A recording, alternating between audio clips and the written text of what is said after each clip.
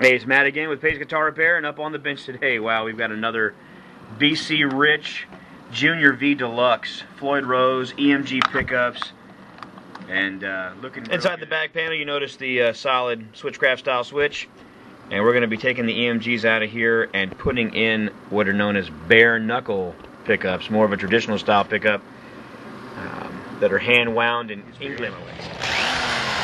We got time for the stock EMGs to come out of this guitar, and the like we said before, the new Bare Knuckle,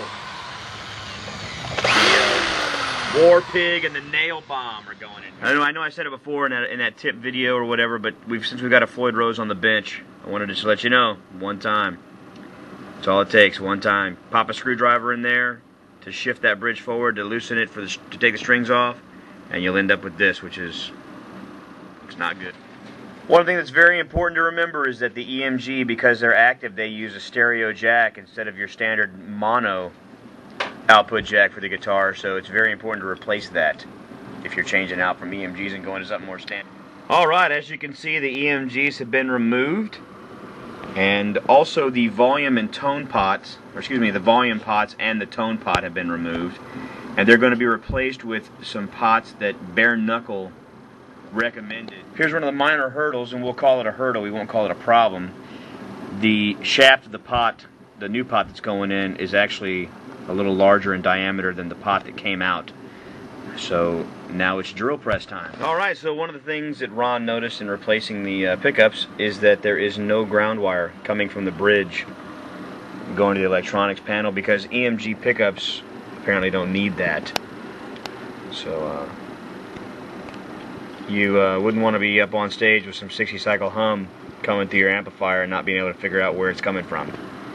So that's one of the things that they do here, is they make sure that everything is perfect before it leaves. Go ahead and just drill the hole through the body so that the ground can be made for the pickup.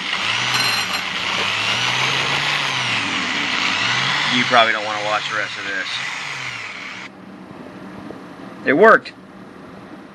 Alright, so here we are, one more look at the BC Rich Deluxe Junior V. Now, like I said before, we have a problem with the shaft size of the new volume and tone pots being a little more narrow, or excuse me, being a little wider than what came on the guitar, so now the knobs need to be modified in order to fit on the new shaft. Pickups look fantastic in the guitar. Just a quick adjustment to some of the tuning machines, make sure they're all straight and tight. So we are adjusting the height of the bridge, making sure the string height down at the lower part of the higher part of the neck is where it should be. One thing that bears mentioning is, if you don't know this, if you're a guitar player that does not have a guitar with a Floyd Rose, when you unlock the nut and you're tuning the guitar, you may hear a slight buzzing. That's just because these pieces are rattling in here. When you tighten that down, that goes away.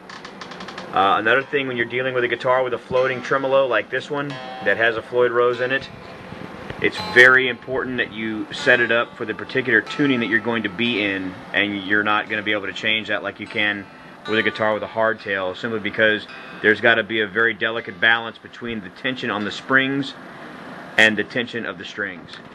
And this is what I was talking about as far as adjusting the spring tension of the guitar in the back here to the tension of the strings on the face. Alright, it's the preliminary jam.